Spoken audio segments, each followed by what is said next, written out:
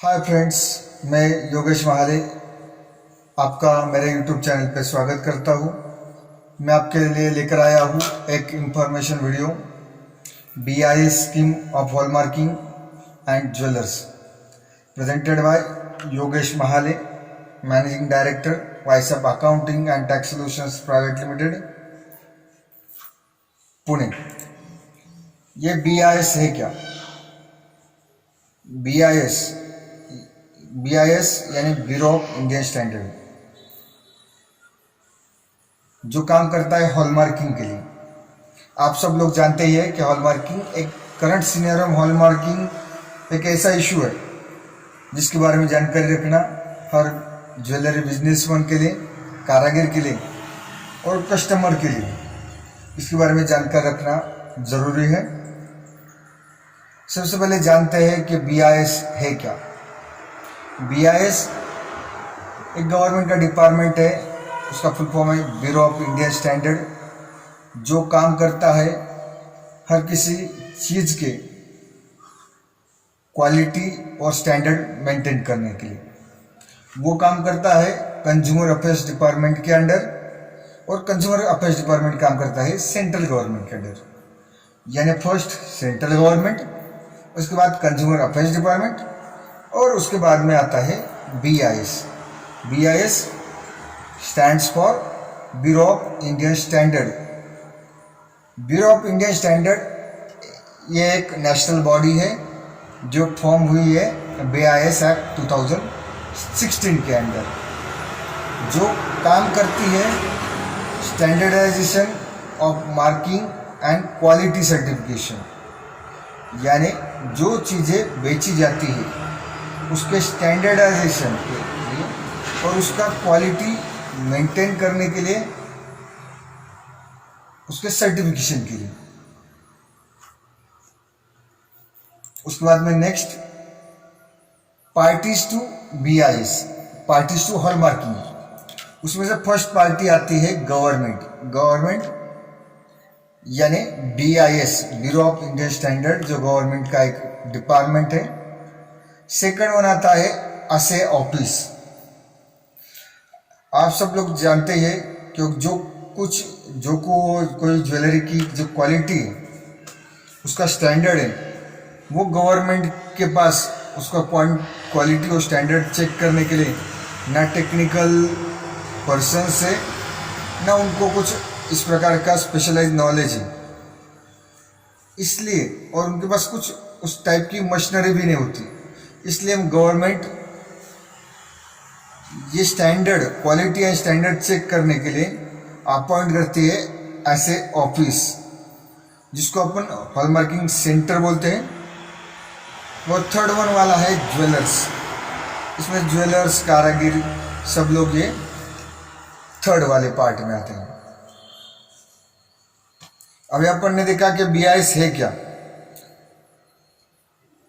उसकी पार्टीज क्या क्या है, लेकिन ये हॉलमार्किंग स्टार्ट कब से हुआ? फर्स्ट इंडिया में हॉलमार्किंग आया अप्रैल 2000 में। अप्रैल 2000 से हॉलमार्किंग करना स्टार्ट हुआ। उसके बाद में BIS का अमेंडमेंट बिल 2012 में कैबिनेट में अप्रूव हुआ, बट वो बिल पार्लियामेंट में अप्रूव ना हो चुका, तो जो बिल 2016 में फिर से कैबिनेट अप्रूवल के बाद पार्लियामेंट में पास हुआ, जिसका नाम है the bureau of Indian standard act 2016। BIS हर किसी एक्ट, जब कभी एक्ट पास होता है तो उसके रूल्स एंड रेगुलेशन होते हैं। ये जो BIS एक्ट है 2016 एक्ट पास हुआ 2016 में, लेकिन उसके रूल्स एंड रेगुलेशंस नोटिफाई हुए 2018 में, कि जो इफेक्टिव हुए 14 जून 2018 में। और उसके बाद में जो लेटेस्ट अभी एक ऑर्डर पास किया है गवर्नमेंट ने, जो हॉलमार्किंग को मैंडेटरी कंपलसरी करता है, जो पास हुआ है जनवरी 2020 में। क्या है वो ऑर्डर? उसे कहते हैं hallmarking of gold jewellery and gold artefacts order 2020 की जो इफेक्टिव होने वाला है 15 जनवरी 2021 से। ये Indian standard on golds and silver, इसमें से IS 1417 ये है grades of gold and gold alloy, jewellery fitness and marking के लिए काम कर रहा है। 1418 जो इंडियन स्टैंडर्ड का 1418 वाला IS है वो बात करता है गोल्ड बुलियन के लिए, गोल्ड अलॉय के लिए, गोल्ड ज्वेलरी कंपैलेशन फायर ऐसे मेथड से। 2790 बात करता है गाइडलाइंस इशू कर दी गई है मैन्युफैक्चरर के लिए। और लास्ट वाला 3095 वाला है वो बात करता है कि जो shoulder, gold shoulder used in while manufacturing of jewellery के लिए। यह हॉलमार्किंग का डेफिनेशन किया गया है। Hallmarking means accurate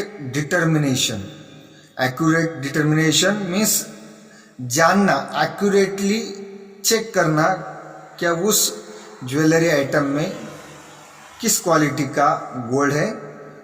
official recording, उसका official recording of proportionate content of precious metal. मुझे मिस हॉलमार्किंग है क्या? हॉलमार्किंग में जो piece of metal, precious metal यानी गोल्ड या सिल्वर जो चेक किया जाता है उसमें जो कुछ भी प्रोपोर्शनेट कंटेंट है उसका एक्यूरेट डिटर्मिनेशन यानी उसका फाइंड आउट किया जाता है कि उसमें एक्यूरेसी फाइंड आउट की जाती है और उसका ऑफिशियल रिकॉर्डिंग किया जाता है। ऑफिशियल रिकॉर्डिंग कहाँ किया जाता है? एक वो जो हॉलमार्किंग सेंटर का जो रिकॉर्ड है उसमें, और सेकंड जो ज्वेलरी पे पंच किया जाता है, मार्क किया जाता है। उसके बाद में आता है jewellers.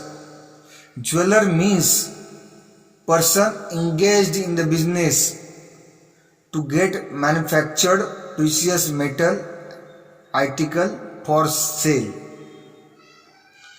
Jeweller means person engaged in a business to get manufactured precious metal article for sale or to sell precious metals and article।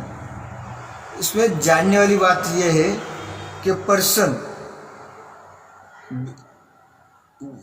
वो जो एंगेज है बिजनेस में जहां ज्वेलरी मैन्युफैक्चर की जाती है फॉर सेल। और नेक्स्ट वाला है प्रीशियस मेटल, इसमें आता है गोल्ड, सिल्वर, प्लैटिनम। हॉलमार्किंग के ऑब्जेक्टिव्स क्या क्या है? फर्स्ट ऑब्जेक्टिव है to protect the consumer from purchase of lesser purity of gold than declared। First objective क्या है कि कंज्यूमर को प्रोटेक्ट करना। किस बात से प्रोटेक्ट करना? कि purchase of lesser quality of purity of gold then declared. जो कुछ भी वो गोल्ड ऑर्नामेंट पे, ज्वेलरी पे डिक्लेयर किया गया है उस डिक्लेयर्ड क्वालिटी से कम क्वालिटी लेने से प्रोटेक्ट करना, यह हुआ पहला फर्स्ट वाला objective. Second, developed export competitiveness. जो कुछ भी ज्वेलरी मैन्युफैक्चरिंग होती है उसको एक्सपोर्ट के लिए कॉम्पिटिटिव, रेडी बनाना, बाहर की जो क्वालिटी है उसके कंपटीशन में रेडी बनाना, ये सेकंड वाला ऑब्जेक्टिव है। एंड थर्ड वाला ऑब्जेक्टिव है make India leading gold marketing in the world. Bharat को इंडिया में गोल्ड मार्केटिंग के लिए लीड पोजीशन यानी ज़्यादा से ज़्यादा बड़ा मार्केट बनाना। Obligation to jewellers. BIS act 2016 से क्या क्या ऑब्लिगेशन आई है ज्वेलर्स में? फर्स्ट, द लाइसेंस होल्डर, जो कोई बंदा BIS का लाइसेंस लेता है the licence holder shall all time remain responsible for conformance of goods, article, process, system, service carrying the standard mark। यानी जो लाइसेंस होल्डर है जो कुछ ज्वेलरी वो बेचता है उसके लिए वो ऑल टाइम हमेशा के लिए रिस्पॉन्सिबल रहता है। उस पर जो स्टैंडर्ड मार्क जो मार्क क्वालिटी मार्क हॉलमार्किंग किया है उसके क्वालिटी के लिए। सेकंड, जो लाइसेंस होल्डर है वो रिस्पॉन्सिबल है कि जो कुछ भी स्टैंडर्ड गवर्नमेंट ने दिए है वो स्टैंडर्ड मेंटेन करने के लिए।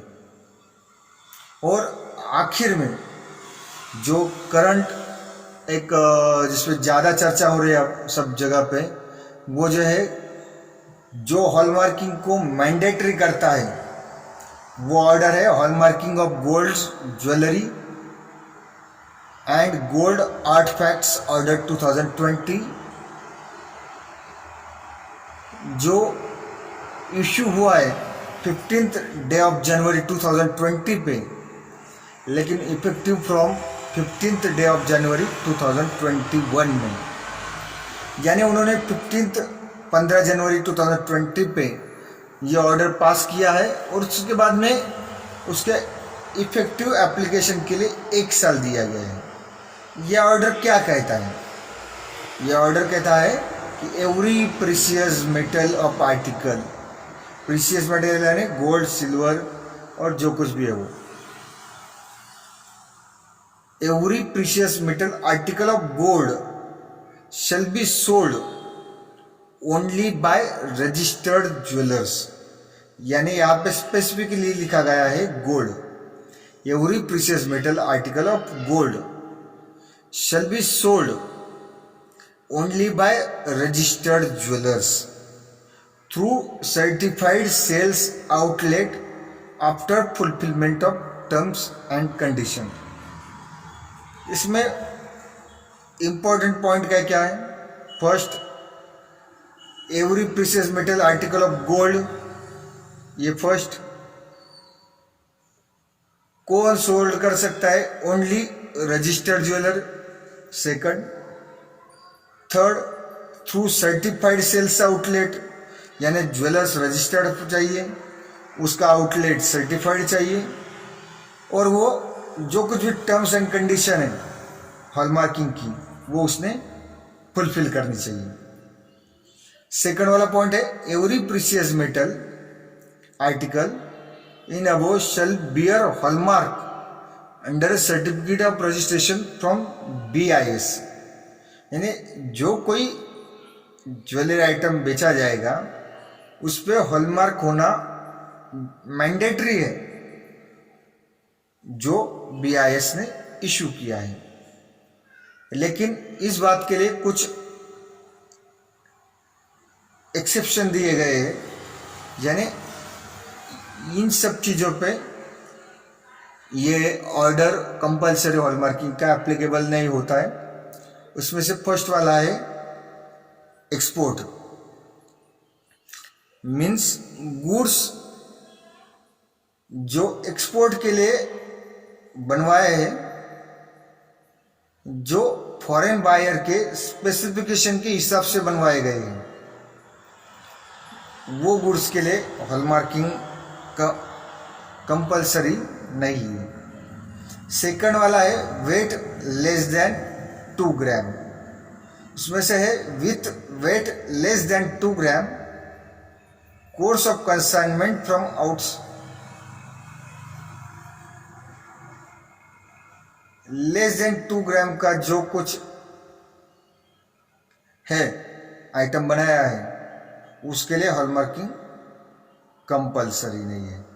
ओके।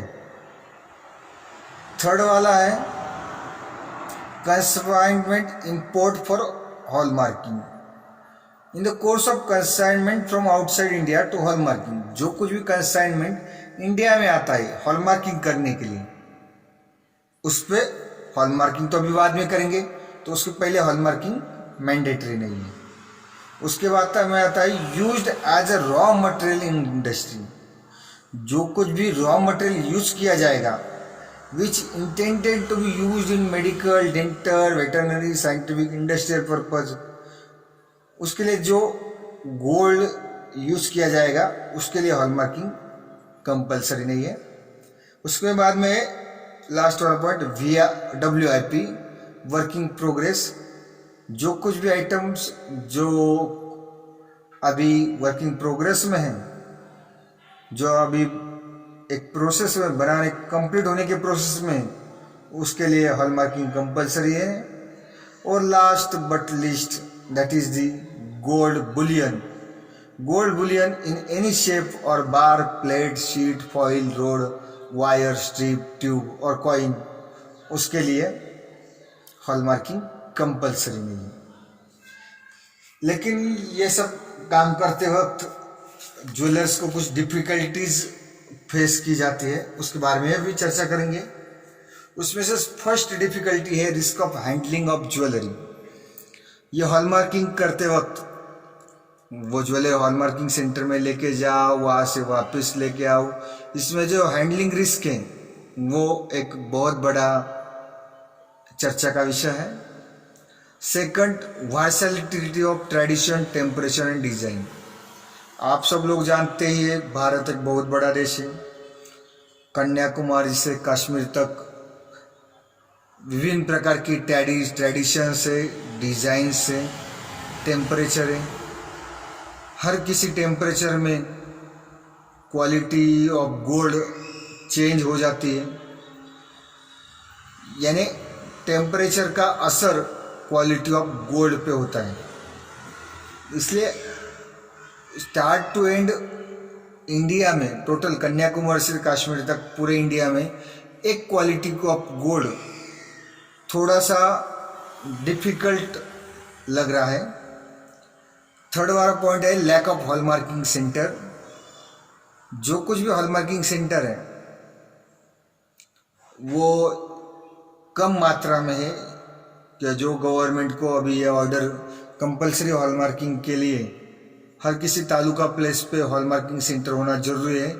और हॉलमार्किंग सेंटर का जो चालू करने का जो खर्चा है वो भी इतना बड़ा है कि हर कोई, यानी वो स्टार्ट भी करना पॉसिबल नहीं है। इसके लिए गवर्नमेंट ने कुछ सब्सिडी या हेल्प करने की ज़रूरत है। और last but not least, lack of knowledge to jewellers. नए जो हमारे मित्र हैं जो अभी ज्वेलरी लाइन में आए हैं, या हमारे एक 90s के बाद जो ज्वेलर्स इस बिज़नेस में आए हैं, उनको तो थोड़ी बहुत जानकारी है, लेकिन कुछ लोग ऐसे अभी भी ऐसे हैं जो